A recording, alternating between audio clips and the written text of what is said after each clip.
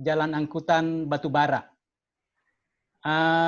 Dampak penting hipotetiknya berupa hilangnya vegetasi, flora darat, penutup lahan, yang kami ambil dari sumber dampak pembangunan jalan angkutan batubara. Kemudian metode pengumpulan data terhadap vegetasi ini berupa dilakukan inventarisasi dengan metode jalur berpetak.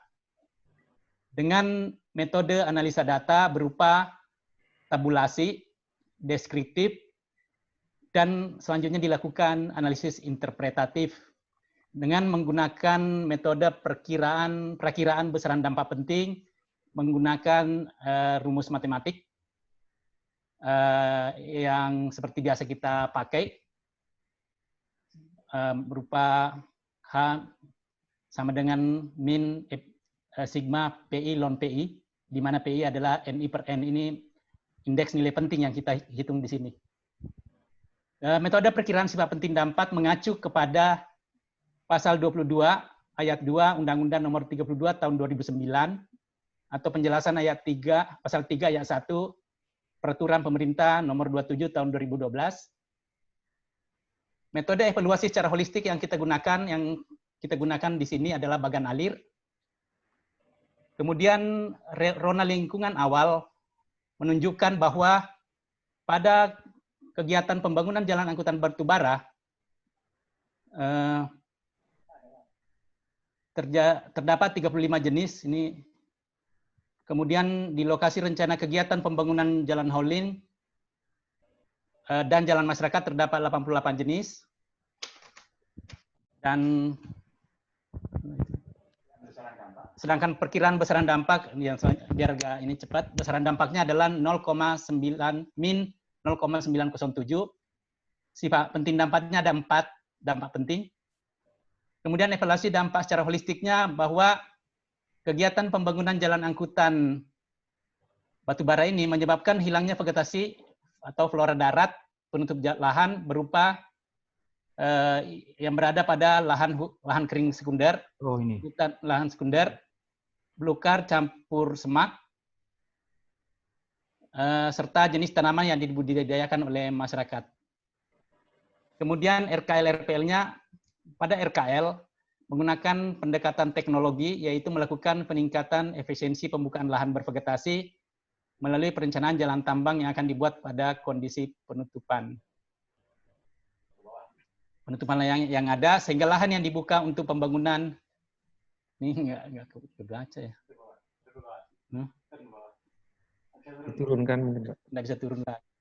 Kemudian pengumpulan data pada RPL, yang pertama identifikasi atau inventarisasi jenis spesies vegetasi melalui sampling dengan metode petak contoh untuk RPL-nya, rencana pemantauannya, atau plot, dan pencatatan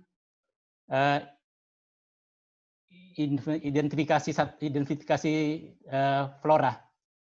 Kemudian melakukan pencatatan jenis spesies, diameter pohon, tinggi batang, kondisi pohon, dan lainnya sesuai identifikasi inventarisasi. Kemudian yang ketiga, melakukan pengukuran dan pendataan luasan area yang akan dibuka berdasarkan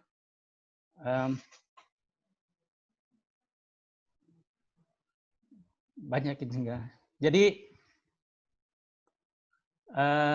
sedangkan pengumpulan datanya sudah saya sampaikan tadi, analisa data, melakukan perhitungan dan hasil inventarisasi untuk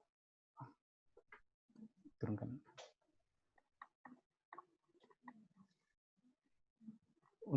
Nah, di sini ada catatan-catatan yang penting yang harus saya sampaikan di sini, bahwa pada kolom 2, misalnya DPH menurut kami, DPH yang kami nilai sudah sesuai keabsahan hasil pelingkupan relevansi. Metode studi yang digunakan berupa metode pengumpulan dan analisis data, metode perakiraan besaran dampak, metode perkiraan sifat penting dampak, dan metode evaluasi dampak. Sedangkan pada metode pengumpulan data, kolom 3, catatan saya, sudah sesuai keabsahan, relevansi, dan kedalaman metode pengumpulan data yang digunakan dengan cara metode jalur berpetak dengan dampak penting hipotetik yang akan diperkirakan. Kemudian catatan pada metode analisa data, sudah sesuai keabsahan, relevansi, dan kedalaman metode analisis data yang digunakan dengan cara tabulasi, deskriptif, dan hasilnya dilakukan analisis interpretatif dengan DPH yang diperkirakan.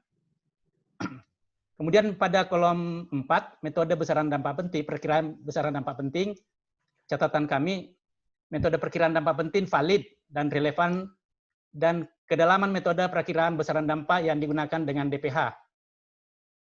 Kemudian metode perkiraan sifat penting dampak, catatannya, perkiraan sifat penting dampak menggunakan metode jumlah sigma P, yang kemudian dibuat skala dalam bentuk presentase atau frekuensi relatif. Perakiraan sifat penting dampak belum sesuai, menurut catatan kami, perakiraan sifat penting dampak belum sesuai dengan perkiraan nilai penting dampak.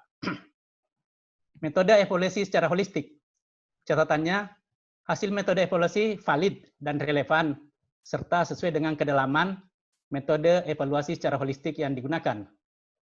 Pada zona lingkungan awal, keanekaragaman jenis flora sudah dihitung jumlah jenisnya, di mana pada kegiatan pembangunan jalan angkutan batubara, semua jenis dianggap habis atau hilang yang berada pada koridor jalan angkutan.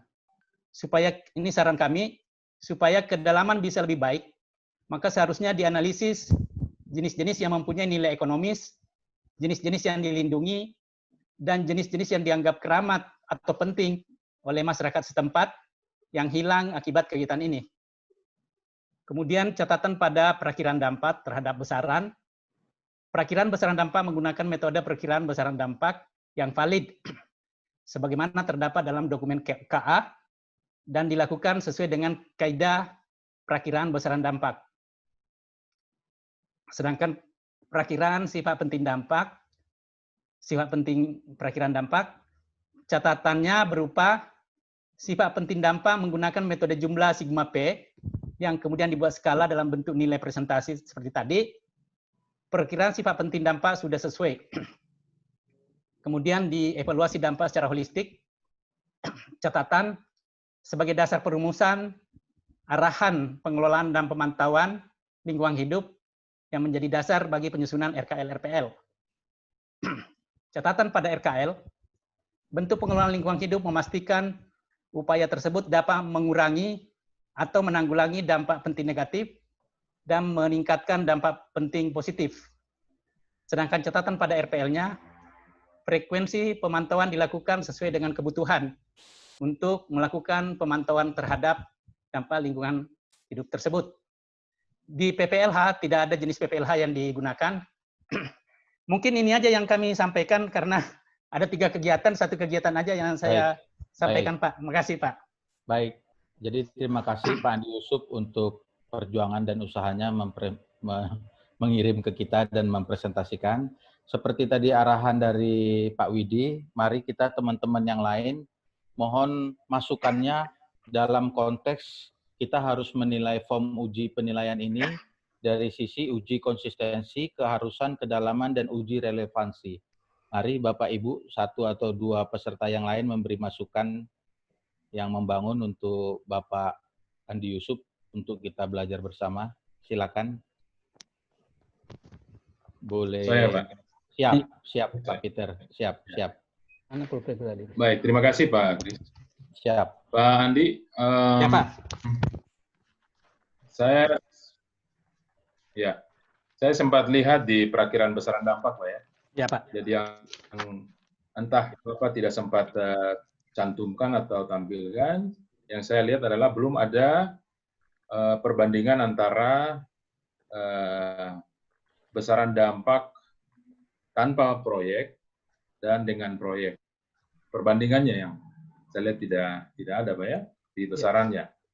Karena itu besaran dampaknya cuma nilai tunggal, kan? Minus 0,907. Ya. Ya, itu saja yang saya ingin komentar. Terima kasih, Pak. Terima kasih Pak Peter. Jadi bagaimana besaran dampak dengan atau tanpa proyek? Ya, ada 1-2 orang lagi. Boleh dikasih raise hand atau tanda. Silakan. Ya, silakan. Untuk penentuan sifat penting dampak, itu kan Pak Andi menggunakan metode berdasarkan presentasi.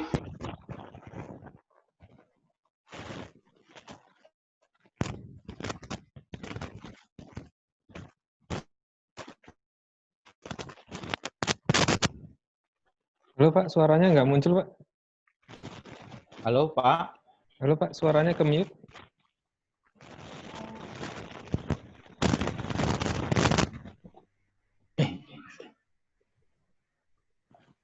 Terima kasih Pak Kris. Ya, silakan. Diulangi Pak. Bilangin Pak.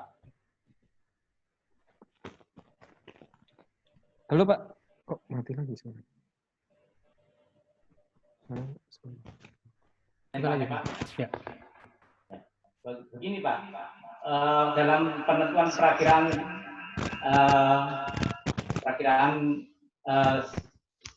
sifat penting dampak, ya kan? Gunakan presentasi. Pak Andi menggunakan persentase dan diskalakan. Apakah tidak alangkah baiknya penentuan sifat penting dampak itu mengacu apabila ada satu dampak penting saja, maka dampak itu dampak penting dan dikelola, Pak.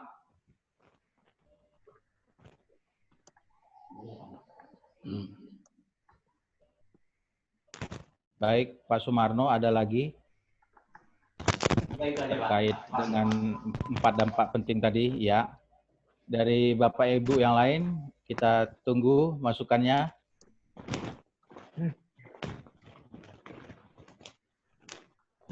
Dari Bang Hasibuan, biasanya Bang Hasibuan ada masukan?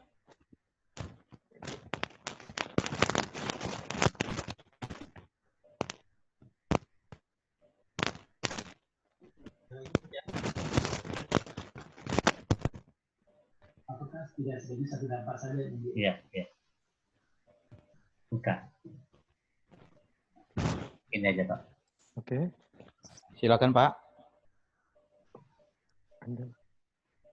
Boleh raise hand atau langsung kasih sinyal supaya bisa terangkat ke atas. Izin bertanya, Pak. Silakan. Pak, ini sebenarnya mau diskusi juga, Pak, sama teman-teman yang lain. Ya. Kita ini Pak Sastro ya, Pak Sastro ya. Ya, silakan Pak Sastro. Bisa juga ditanggapi oleh teman-teman yang lain barangkali, Pak. Untuk sifat pentingnya dampak, ini kan kita mengacu ke Undang-Undang 32, itu kan sebenarnya ada berapa ya? Ada 7 apa 8 gitu ya. Yang saya ingin ngajak diskusi itu yang parameter terakhir itu, Pak, yang terkait dengan apa? Perkembangan teknologi, Pak ya. Ya. Kriteria lain sesuai dengan perkembangan ilmu pengetahuan dan teknologi. Nah, saya secara pribadi tidak paham dan belum pernah memakai kriteria itu, Pak. Walaupun saya juga menyebutkan saya menggunakan kriteria itu, sifat penting itu, tapi tidak pernah saya jabarkan dalam dokumen. Karena sejauh ini yang saya tahu, yang menjabarkan tentang penjelasan sifat penting dampak itu ada di Kepka Bapedal. Nah, sementara di Kepka Bapedal kita itu kan belum mengakomodir itu juga, Pak ya. Jadi saya mungkin ada teman-teman lain yang sudah bisa menjabarkan itu, mungkin bisa di-sharing di sini, Pak. Baik, Pak Sastro. Menurut saya kita tampung dulu, nanti barangkali di sesi penghujung kalau Pak Widi ada masukan. Sementara kita masih fokus untuk presentasi Pak Andi Yusuf ini dalam konteks 1 DPH yang harus kita sorot uji konsistensi, keharusan, kedalaman, dan relevansinya. Namun, saya ucapkan terima kasih buat Pak Sastro untuk nanti di penghujung kita mendapat masukan dari Pak Widi. Baik, untuk masih topik dari Pak Andi Yusuf ini, untuk 1 DPH yang dibagikan Pak Andi Yusuf, ada lagi kah masukan ataupun pertanyaan dari Bapak Ibu yang lain? Bisa disorot ke atas barangkali, Mas Barin. Oke. Oh ya. Ya, ada dari Pak Sastro? Kalau Pak Sastro enggak, saya mau ini sedikit boleh, berpendapat mungkin. Boleh. Mohon maaf, ingin menanyakan tentang ini mungkin Pak Andi. Ini kan terkait dengan evaluasi dampak secara holistik. Ya, kalau di sini kan disebutkan metodenya dengan menggunakan bagan alir. Nah, tetapi di dalam di dalam evaluasi dampak secara holistik ini tidak terlihat bagaimana penggambaran penggunaan metode tadi di dalam penjelasannya ini. Oke, mungkin itu. Oh, ngerti saya supaya tetap Kedengaran? konsisten. Kedengaran Pak, supaya tetap Kedengaran ya suara saya? kedengaran Iya. Bu Lidah, kedengaran. Oh, Jadi supaya tetap kelihatan konsistensinya di sini bagian alir, kemudian nanti ada di bab-bab ininya bagian Bab alirnya evaluasi. tetap konsistensi bab evaluasi. Baik Pak Andi Yusuf, ada mau disampaikan terkait tadi konsistensi untuk bagian alir? Apakah terus konsistensi? Terima kasih Pak. Siap. Yang pertama dari Pak Peter, terima kasih banyak atas masukannya. Memang di sini tidak akan menggambarkan berapa besar perbandingan antara belum adanya proyek dengan adanya proyek, Pak. Kemudian ke Pak Sumarno terkait dengan sarannya, sementara ini kami selalu memakai perhitung secara persentase. Belum pernah memakai yang disampaikan tadi. Kemudian ke Pak Sastro tadi mungkin di luar konteks ini. Ke Ibu Lida, kalau saya masukin di sini terlalu panjang saya tulis. Tetapi yang jelas konsisten, Bu. Terima kasih. Ya, karena memang ya tadi ya diawalin karena memang dokumen ini Pak Andi Yusuf yang memegangnya gitu. Ya. Jadi tadi saya juga tambahan, tadi ada masukan dari Pak Widi, saya baru teringat kami waktu rapat panitia. Jadi kenapa kami tidak mempersilahkan Bapak Ibu, misalnya kami panitia ngirim 1 atau 2 dokumen. Nah itu terkait dengan kode etik atau ranah etika, karena tidak mungkin kita obok-obok dokumen si A, sementara kita belum nuwun atau pamit kepada dokumen itu. Dulu waktu beberapa kali kita presentasi di hotel, di site in di waktu tatap muka, itu kami memohon izin kepada KLHK. Cuman karena ini kan ranah COVID-19 kita sangat terbatas keluar, jadi keputusan panitia untuk mengambil langkah ini. Jadi Bapak Ibu menilai dokumen sendiri. Namun masukan tadi dari Pak Widi akan menjadi evaluasi dan masukan kami untuk PBB selanjutnya. Baik, terima kasih Pak Andi Yusuf. Tadi saya di WA oleh Pak Bang Hasibuan, saya pengen bicara tapi nggak bisa. Saya persilakan kembali nih Bang Hasibuan, apakah sudah bisa berbicara? Ya silakan Bang Hasibuan. Terima kasih Pak. Tadi muncul lagi slide-nya Pak Andi. Oh, Andi. Biar lebih enak. Kalau nggak salah ini kegiatannya adalah pembangunan jalan hauling ya, jalan hauling. Kemudian hauling apa namanya?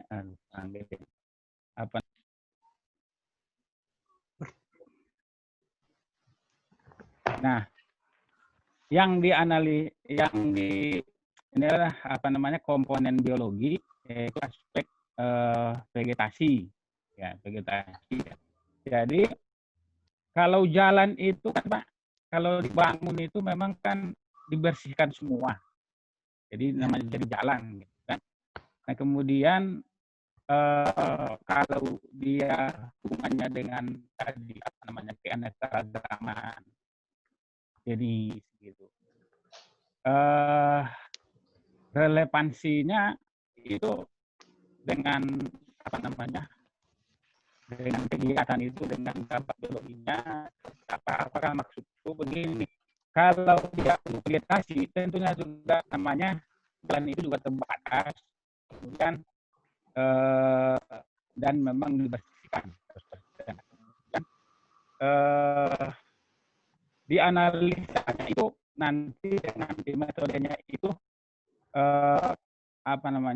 komprehensifnya seperti apa, karena kalau yang namanya di lokasi tepatnya jalan itu kan tentu memang udah habis. Nah kalau ini kan dampaknya kan hanya 0,907.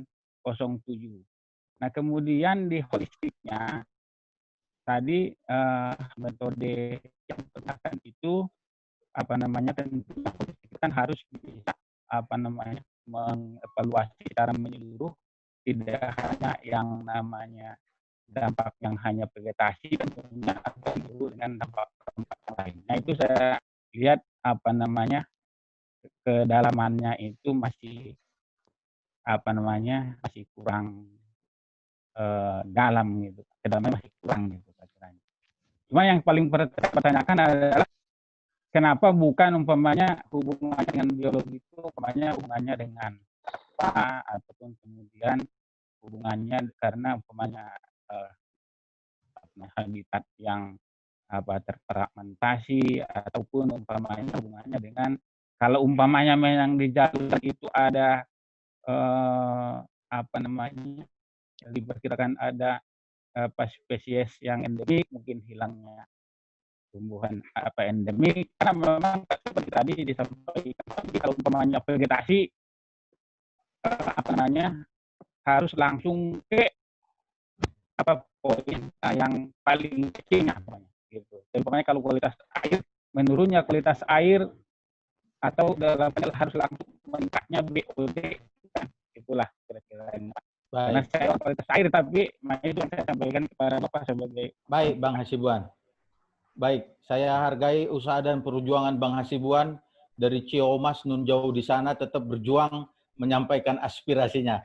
Demikian respon Pak Andi Yusuf. Boleh singkat Pak, tadi intisari dari Bang Hasibuan memberi masukan terkait konteks hilangnya vegetasi, flora darat, dan konsistensi dan kedalaman.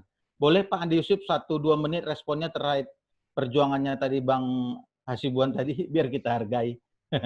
Silakan Pak Andi Yusuf. Ya, terima kasih Pak Hasibuan. Di situ jalan Hauling, memang kalau untuk jalannya semua vegetasi ditebang. Namun jalan angkutan itu diberikan semacam buffer 50 meter kiri kanan, sehingga di kiri kanan jalan ini tidak dilakukan kegiatan penambangan habis. Nah, itulah yang diharapkan tetap dilakukan pengelolaan dan pemantauan di situ terhadap jenis-jenis yang ada seperti jenis endemik yang Bapak maksud dan sebagainya. Menurut saya relevansinya masih tetap dengan cara menggunakan metode inventarisasi jalur berpeta.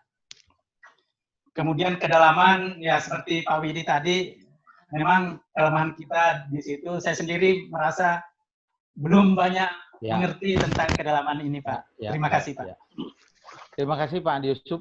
Baik, teman-teman, saya pikir kita mau ke presentasi kedua, karena sudah cukup masukan dari beberapa teman-teman. Saya pikir untuk yang Pak Andi Yusuf, kita tampung dulu, nanti di penghujung 10 menit terakhir, kita minta Pak Widi. Nah, yang kedua, sudah siap siaga di layar Ibu Elita Jember. Silakan Ibu disampaikan. Tadi juga katanya ada mencurhat pertanyaan apa. Monggo, waktunya Bu Elida sekarang. Silakan Bu Elida Novita dari Jember. Baik, bismillahirrahmanirrahim. Ini saya ingin menyampaikan pekerjaan tahun 2017. Ini adalah rencana pembangunan. Suara saya terdengar nggak? Terdengar. Baik, terima kasih. Saya lanjutkan. Ya, ini adalah dokumen rencana pembangunan gudang atau industri pengeringan dan pengolahan tembakau di Kecamatan Jelbu, Kabupaten Jember. Jadi ini pekerjaan tahun 2017. Berikut adalah, ini saya murni menyampaikan dari apa yang sudah pernah saya kerjakan, dan ternyata ada beberapa yang ingin juga masih kurang gitu pada saat saya mencoba melakukan penilaian ini. Nanti juga saya di forum sini, kemudian juga dari Pak Widi. Jadi di sini dampak penting hipotetik yang saya ambil ini adalah dari kegiatan pada tahap konstruksi, yaitu pembangunan fasilitas pendukung, terutama ini terkait dengan dampak penurunan muka air tanah. Jadi parameter yang diamati di sini adalah parameter tinggi muka air tanah, terutama ini ada pada sumur. Dan metode pengumpulan datanya adalah dengan melakukan survei kepada masyarakat, jadi memperoleh data penggunaan air tanah, terutama terkait dengan berapa volume rata-rata pengambilan air tanah di masyarakat di sumurnya, kemudian kebutuhan air rata-rata komunitas yang ada di pemukiman di sekitar industri tersebut, kemudian juga berapa kebutuhan air rata-rata industri yang ada juga di sekitar industri tembakau. Kemudian juga ada data sekunder. Data sekunder ini kita mendapatkan dari P2AT, yaitu laporan potensi air tanah dan karakteristik aquifer, peta aquifer, atau yang nanti kita biasa sebut dengan peta hidrogeologi. Kemudian untuk metode analisis datanya, di sini menggunakan analisis deskriptif, kuantitatif, dan kualitatif. Kita untuk kuantitatif, kita akan menghitung total debit rata-rata sumber masyarakat, Bu Elida, dan kemudian akan dibandingkan dengan data potensi aquifer. Untuk metode perakiraan, ini menggunakan metode formal, pertamanya adalah metode Darcy-Weisbach. Bu Elida. Kemudian untuk metode perakiraan sifat penting dampak menggunakan 7 kriteria menurut Kabapedal nomor 56 tahun 94. Metode evaluasi di sini selain menggunakan metode bagan alir, kemudian juga ada metode matrik sehingga bisa diketahui orde tingkatan dampak dan bagaimana kesatuan antara besaran dan pentingnya dampak. Jadi digabungkan antara metode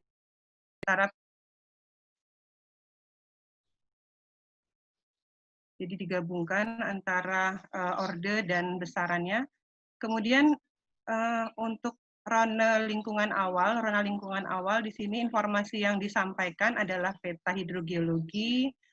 Kemudian ada kebetulan mendapatkan juga data dari hasil penelitian kajian tentang aquifer di Jember yang menyatakan bahwa aquifer di daerah Jember itu kedalamannya adalah 100 sampai 125 meter, itu masih dibolehkan pengambilan air tanah kurang lebih 5 liter per detik. Kemudian untuk perakiraan dampak, di sini kita menghitung besaran. Jadi pada awalnya, ini sebenarnya ingin saya diskusikan. Jadi pada awalnya, berdasarkan hasil di KA, itu penurunan muka air tanah termasuk DPH. Ternyata pada saat kita menghitung besaran, kemudian kita mencoba memasukkan ke dalam rumus, ternyata dari hasil perhitungan dan juga dibandingkan juga dengan data pengambilan air tanah masyarakat, maka debit yang diambil oleh masyarakat itu, kemudian juga debit yang, artinya debit yang kita ambil itu tidak akan melebihi dari kemampuan aquifer. Sehingga di sini kita mengambil kesimpulan untuk sifat besarannya itu sangat kecil, dan sifat pentingnya juga akhirnya kita mengambil kesimpulan tidak penting. Nah, di sini untuk evaluasi dampak secara holistik, bagaimana kami mengambil kesimpulan untuk evaluasi secara holistik adalah dengan melakukan pengkajian berdasarkan 3 variabel. Jadi kita ada variabel tingkat kepentingan dampak, yang itu diurut berdasarkan 7 kriteria dampak, dan kemudian dikasih kelasnya masing-masing, 1, 2, 3, 4, 5, kemudian juga sehingga menghasilkan prioritas. Nah, untuk penurunan muka air tanah ini karena dia 0, sifat pentingnya kecil, maka kita tidak mendapat, akhirnya menjadi tidak penting di sini. Tetapi karena ini sudah menjadi DPH, maka tetap ini kita masukkan di dalam RKL dan RPL. Jadi RKL-nya ada. Nah, ini kekurangannya adalah bahwa di dalam RKL ini, sebagai catatan, ini ternyata setelah saya cek, ternyata ini baru pendekatan teknologi. Jadi belum ada pendekatan secara sosial dan institusional. Padahal kalau secara institusional di sana ada P2T, seharusnya juga ada koordinasi antara institusional. Jadi kalau saya boleh memberikan catatan untuk kerjaan saya sendiri selama ini, bahwa dari segi konsistensi mungkin antara KA dan ANDAL dan kemudian jenis izinnya ini sudah sesuai, tetapi untuk faktor relevansi ataupun kedalaman ini yang masih kurang. Begitu. Terima kasih. Mungkin itu yang bisa saya sampaikan. Saya mungkin bisa diskusi. Terima kasih. Assalamualaikum warahmatullahi wabarakatuh. Waalaikumsalam. Makasih Bu Elida. Tadi di awal Bu Elida apa Izin Pak Widi yang mau interupsi ya tadi. Ya. Gimana? Iya, Gimana? sebenarnya tadi saya ingin gitu ini. Ya. Karena kan ini dokumen masing-masing hanya Bapak Ibu yang tahu. Betul. Bapak Ibu A tahu dokumennya sendiri, B tahu sendiri. Saya sebenarnya inginnya gini. Sebelum kemudian Bapak Ibu menyampaikan hasil analisa mandirinya untuk diri sendiri, itu kita tuh semua diberikan gambaran dulu. Deskripsinya, dokumen ini dokumen apa, punya gambaran. Frekuensi yang sama untuk menanggapi atau merespon ini. Nah, kalau tadi hanya sampaikan langsung dengan ini, ya kita nggak punya background informasi untuk kemudian bisa merespon, memberikan masukan untuk improve-nya gitu. Makanya tadi sebenarnya saya inginnya tuh kalau kemudian kita bicara satu dokumen yang sama untuk semua, kan simple, semua tahu baseline-nya sama, informasinya sama. Nah, kalau tadi misalnya Pak Kris, lah masa kita ngobok-ngobok dokumen orang loh. Contohnya sekarang ini, Bu Elida saja menyampaikan, ini dokumen yang sudah saya susun dulu. Ayo teman-teman lakukan peer review terhadap dokumen saya. Artinya itu apa? Nggak ada masalah. Orang ini untuk latihan, untuk perbaikan. Jadi kalau dikatakan tadi kita etika segala macam, loh ini kan orangnya ada di sini. Ini kita gunakan untuk peer review, untuk perbaikan. Justru malah kemudian ini menjadi apa? Menjadi pembelajaran untuk kita semua dari apa yang sudah kita lakukan. Oh, ternyata kita tuh harus melihat ini, melihat itu. Nah, itu. Jadi ya saya sih pertimbangannya seperti itu tadi. Kalau tadi dijadikan alasan dokumen orang, enggak. Yang hadir di sini, yang bersedia monggo secara volunteer untuk kemudian dokumennya di-review bersama. Untuk apa? Untuk belajar loh. Bukan untuk didiskreditkan, bukan untuk diobok-obok, bukan untuk yang lain. Poinnya itu Pak Kris ya. Siap. Oke. Silakan teman-teman yang lain dulu, lanjut. Ya, baik. Kita masih punya 15 menit. Silakan Bapak Ibu satu atau dua orang untuk memberi respon masukan kepada Ibu Elida dari Jember. Ada yang mau raise hand atau memberikan masukan, saran? Silakan. Ya, itu saya komentar itu metode perakiraan besaran dampak penting ya. Ya. Itu menggunakan rumus itu Q A kali V. Ya, itu kan kalau A dikali V itu kan debit untuk di saluran, bukan untuk daerah tanah. Tapi oke lah diturunkan dari hukum Darcy nampaknya ya, Darcy-Law. Tapi A-nya itu kan A itu kan luas. Nah, itu yang dalam kurung itu 2πRH itu kan bukan luas itu ya. Luas. Kalau sumur kan dia luas lingkaran. Nah, mungkin maksud saya itu untuk kedalaman maksud saya itu metode pemilihan besaran dampak debit itu harus disesuaikan dengan kajian kalau air tanah. Jadi kalau air tanah itu bagusnya jangan pakai rumus dari umum itu. Itu masukannya Bu Elida. Itulah saya orang Sumber. Makasih Pak Gusta dari Bengkulu sudah standby di tepi pepohonan yang mencari sinyal kuat. Ada lagi masukan 1-2 untuk Bu Elida? Boleh. Pak. Halo. Siap, silakan. Halo. Andi. Saya ingin menanya ke Ibu Elida, di sini pada metode perakiraan sifat penting dampak menggunakan 7 kriteria, metode ke-7 itu, yang ilmu pengetahuan dan teknologi. Apakah di sini sudah digunakan? Kok menggunakan 7 kriteria? Seingat saya kan 7 itu termasuk teknologi dan ilmu pengetahuan. Terima kasih, Bu. Oh, ini kita masih pakai yang KEPKA Bapedal Pak 5694. Memang yang di KEPKA Bapedal itu kan lama dan intensitas itu dipisah ya. Jadi masih 7. Oke, kalau sudah yang di 32 kan sudah digabung lama dan intensitas. Ya, terima kasih. Baik, masuk. Tadi ada mencoba Bang Hasibuan, tapi saya takut bagaimana sinyal Bang Hasibuan. Ya. Coba dites dulu Bisa. 1-2 menit. Silakan Bang Hasibuan. Halo. Ya, kalau masalah evaluasi politiknya masih Leopold. Tadi disampaikan Bu Elina dari hasil daahnya sendiri bahwa dari hasil perkiraan dampak bahwa dampak kecil dan tidak disimpulkan penting. Cuman saya kurang bisa menangkap suaranya ya. Yang Betul. lain menangkap enggak? Betul, sangat Tidak terdengar, Pak. emang sangat Mungkin bisa Lebih baik diketik kalau- Pak, nanti Kalau dibacakan suaranya yang sama tidak Pak Edi. ada, bisa Ya.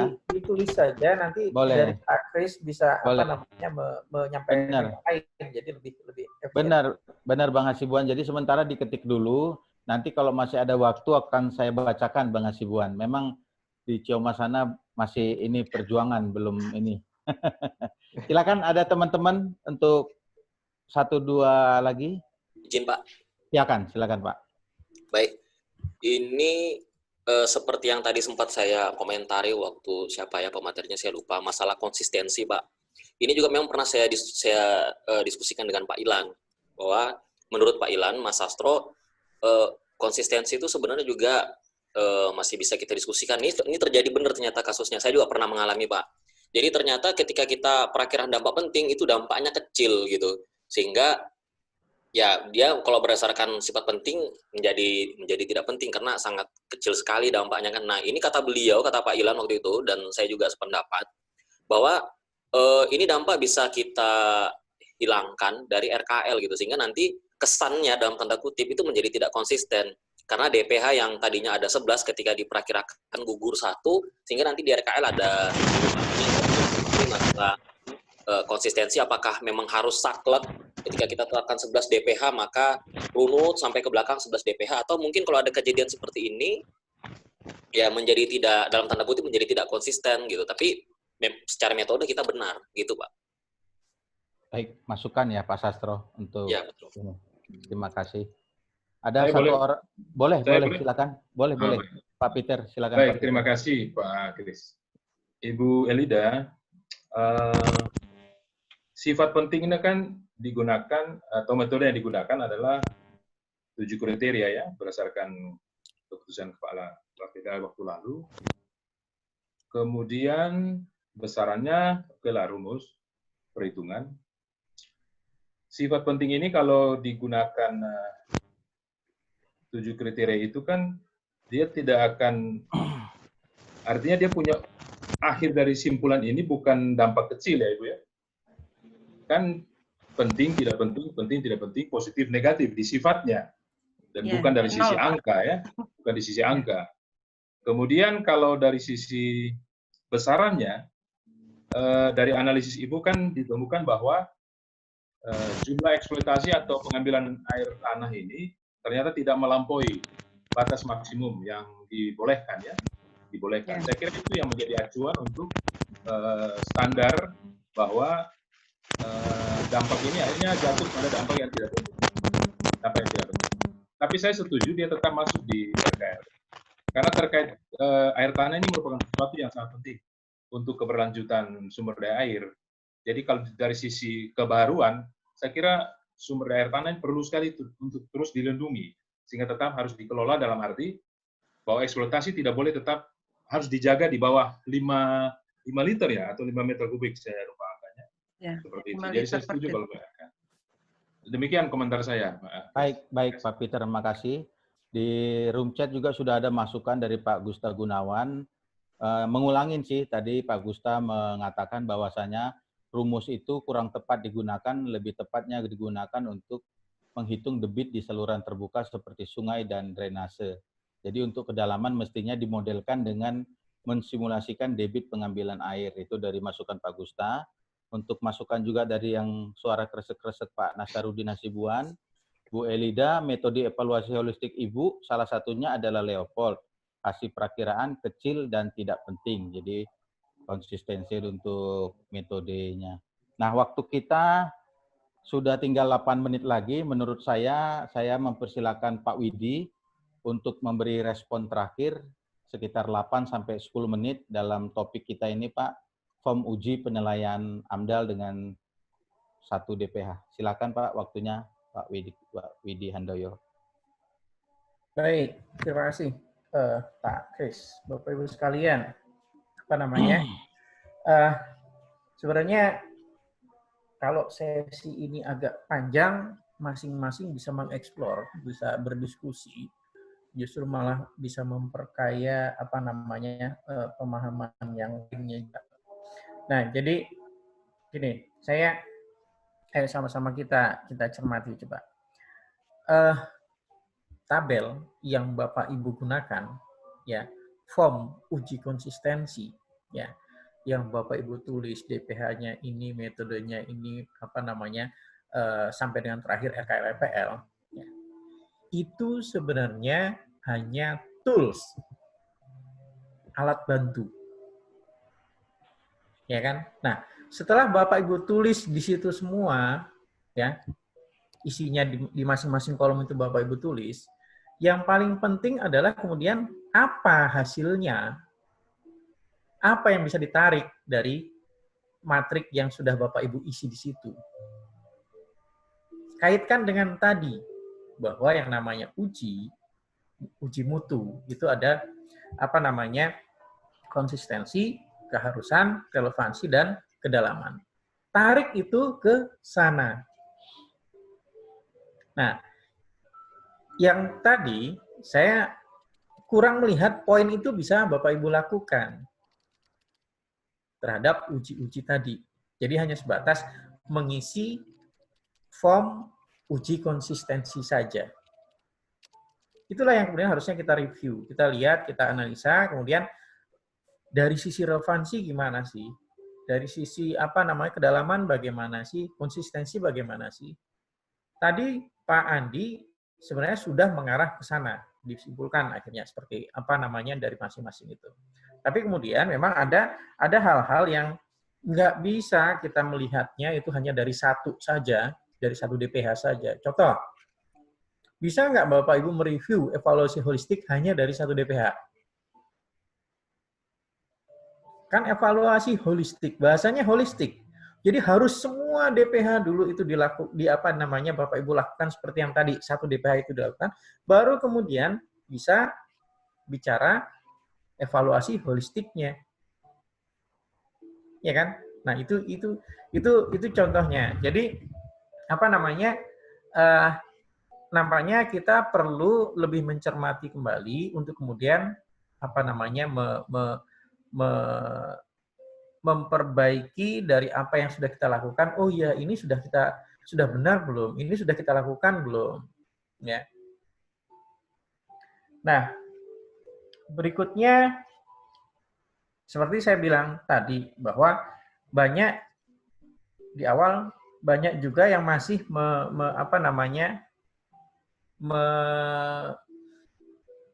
menetapkan sifat penting dampak itu berdasarkan akumulatif dari banyaknya P. Ya kan? Ada 7 kriteria sifat penting. Padahal tadi saya sudah sampaikan, semenjak 5694 itu justifikasinya atau penerjemahannya adalah salah satu saja dia masuk kategori P, maka menjadi bersifat penting. Itu sudah dari tahun 96. Tapi mungkin kenapa? Karena kemudian pada saat entah apa namanya diklat AMDAL, entah dari diskusi di mana pada saat diklat itu pemateri yang menyampaikan ini loh cara menetapkan pentingnya. Nah, dibuat seperti itu, akhirnya seperti itu. Tapi saya meluruskan kembali bahwa penerjemahan di dalam Capman dulu itu seperti tadi.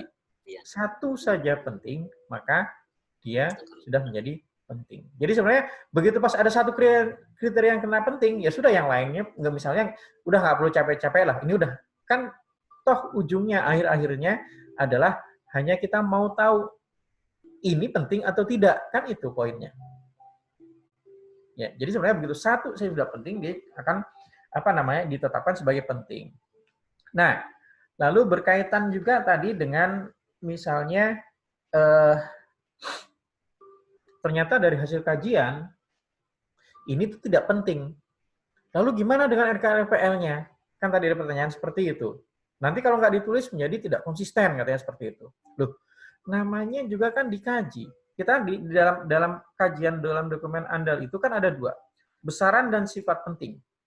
Bisa saja besarnya itu dapat besar, tapi ternyata begitu pas dievaluasi dia penting atau tidak, ternyata tidak penting. Ya, mungkin saja terjadi itu. Bukan artinya begitu pas dikaji semuanya nanti harus penting dan semuanya nanti harus konsisten ada pengelolaannya. Ya gini, pada prinsipnya pada saat dia ditetapkan sebagai DPH, ya sebagai DPH, jadi sebenarnya semua itu harus disiapkan mitigasinya pengelolaan. Nah, coba Bapak Ibu cermati kembali di dalam permen bahwa yang namanya RKL-RPL itu ada pengelolaan untuk dampak penting dan ada pengelolaan untuk dampak lainnya. Ya. Dari hasil DPH yang dikaji, kalau yang dampak penting ya masuk di kategori pengelolaan dampak penting. Kalau ternyata dia tidak menjadi penting, ya pengelolaan kan tetap ada, mitigasi tetap ada, tapi masukkan di dalam kategori pengelolaan dampak lainnya. Bukan artinya kemudian tidak dilakukan pengelolaan. Ya, nah jadi tolong itu bisa dicermati. Ya, jadi pada prinsipnya semua dampak yang terjadi itu ya harus disiapkan mitigasinya, itu konsepnya. Ya, nah konteks penting atau tidak pentingnya tadi sebenarnya untuk apa? Untuk pengambilan keputusan. Ya, dalam menentukan dia itu layak atau tidak. Nah, sekarang konteksnya apa? Nah, kalau ada dampak pentingnya 5. Ini untuk ngambil keputusan nih. Oh, ternyata kegiatan yang dilakukan ini ada dampak pentingnya loh. Tapi kemudian kita lihat 5 yang jadi penting ini, kita lihat mitigasinya bagaimana, komitmen pengelolaannya bagaimana. Oh, mitigasinya begini sudah disiapkan, komitmennya begini Purwakarsa. Oh, kemudian dengan dasar itu, oh ya sudah, kalau memang demikian bisa dipertimbangkan dengan dasar tersebut, maka tetap ditetapkan sebagai kegiatan yang layak secara lingkungan. Jadi sebenarnya penetapan penting tidak penting pada akhirnya apa? Untuk pengambilan keputusan. Nah, kalau kita bicara pengelolaan atau mitigasi, semua yang namanya dampak itu harus dilakukan mitigasi. Itu konsepnya ya. Nah, lalu saya mencoba untuk sedikit masuk ke tadi ada evaluasi dampak. Kalau Bu Elida sampaikan evaluasi dampak yang digunakan menggunakan metode matrik Leopold ya Bu ya. Tapi saya nggak tahu. Pak. Gimana? Ya, Leopold tapi dikombinasi Pak, jadi nggak murni Leopold. Jadi kita menggabungkan skala juga di dalam matriknya. Nah, Ibu udah sampaikan menggunakan skala. Ya. Nah, artinya apa? Untuk bisa dapat skala, kan Ibu harus tahu dulu kondisi realnya itu berapa. Baik kondisi real dari rona lingkungannya, maupun kondisi real dari hasil perakiraan besarannya. Masing-masing kondisi lingkungan misalnya nilainya 5. 5 itu terus kemudian diskalakan, kan seperti itu. Menjadi skala berapa?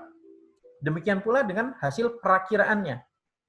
Dapat nilai berapa, kemudian diskalakan, masuk kategori skala berapa. Semua itu harus dilakukan. Bukan hanya untuk satu atau di bagian akhir saja pada saat hasil perakiraan begini-gini masuk skala sekian. Ya, semua itu harus dilakukan. Dilakukan dalam arti apa?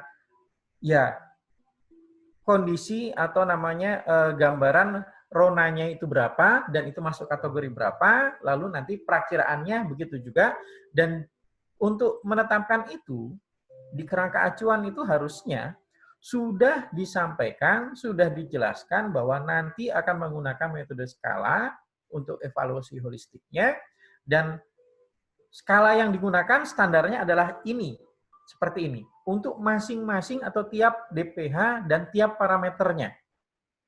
Itu baru bisa jadi pegangan. Kalau kemudian di akhir baru bicara, oh ini skala sekian, padahal sebelumnya di di kerangka acuan nggak bicara itu, cuman bicara matrik Leopold, tapi tidak jelaskan skala yang digunakan itu apa. Ini yang kemudian menjadi justifikasinya sesuai dengan keperluannya sendiri kalau seperti itu. Ya, justru itu yang kemudian menjadi dipertanyakan, loh dari segi ilmiah gimana bisa mempertanggungjawabkannya. Jadi sebenarnya kalau kita bicara skala, nggak perlu diskalakan, begitu pas kita dapat nilainya, kita bandingkan antara kondisi real di lapangan atau kondisi ronanya begini, lalu hasil perakiraannya begini, kan kita sudah bisa dapat gap-nya, sudah bisa dapat deltanya. Skala itu hanya kemudian mengkonversi dari angka yang sudah kita dapat, kemudian dijadikan kategori berapa sesuai dengan clustering yang direncanakan. Kan cuma itu sebenarnya skala.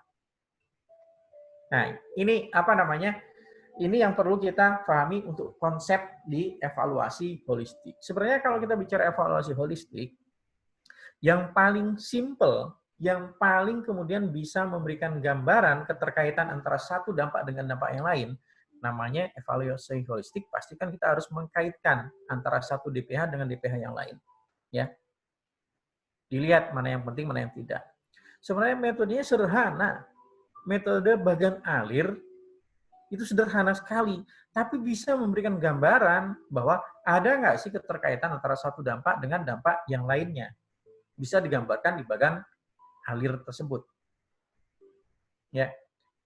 Nah, yang namanya evaluasi holistik kan harus keseluruhan, baik itu dampak yang terjadi di tahap prakonstruksi, konstruksi, operasi, bahkan sampai dengan pasca. Di situ bisa tergambar. Nah, tinggal kemudian analisis atau review dari matrik yang tergambar bagan alirnya di situ. Bagaimana? Sehingga nanti pada akhirnya bisa kemudian dirumuskan, oh mana nih yang harus jadi prioritas untuk kita kelola. Tentunya yang jadi prioritas itu adalah dampak yang kemudian menghasilkan turunan yang banyak. Di mana dengan kita menyiapkan mitigasi dampak yang banyak turunannya tersebut, diharapkan turunannya ini tidak terjadi kalau sudah bisa terkelola di dampak dampak simpulnya itu. Nah, itu konsepnya. Lalu apalagi yang mau didiskusikan? Kayak saya pikir itu ada poin-poinnya itu yang tadi saya tangkap dari diskusi kita. Nah, jadi artinya gini, kan dengan diskusi yang kita lakukan dengan menggunakan dokumen yang Bapak Ibu susun sendiri, kemudian akhirnya Bapak Ibu bisa melihat, oh ternyata apa yang selama ini saya lakukan ternyata perlu disempurnakan di bagian mananya, perlu diperbaiki di bagian mananya. Nah, jadi di sini poinnya bukan untuk menyatakan oh si ini nggak benar nyusunnya, bukan seperti itu. Kita di sini belajar, kita di sini memperbaiki, kita di sini mengupgrade apa? Upgrade kemampuan kita untuk kemudian ke depannya kita bisa menghasilkan dokumen dengan kualitas yang lebih baik. Itu poinnya. Nah, saya melihat bahwa mungkin selama ini dari kacamata saya, kita tuh masih keteteran, masih kedodoran gitu ya kalau kita bicara di kedalaman dan relevansi. Rata-rata masih berbicara berbicara di bagian konsistensi saja. Ya, itu itu kondisi realnya gitu ya. Ternyata masih keteteran kita kalau kita bicara uji kedalaman dan uji sebenarnya relevansi itu nggak terlampau sulit ya. Kenapa? Kalau relevansi sebenarnya kita mencoba melihat keterkaitan antara mitigasi yang dipersiapkan dengan dampak yang terjadi atau yang nantinya akan terjadi. Jadi gini, misalnya contoh, kita bicara dampak penurunan kualitas udara akibat debu dan akibat operasional. Nah, artinya kalau kita bicara penurunan kualitas udara itu kan terjadinya bisa saja tadi di tahap konstruksi dan juga di tahap operasi. Nah, yang saya sampaikan sebagai relevan tadi adalah berarti di dalam mitigasinya harus ada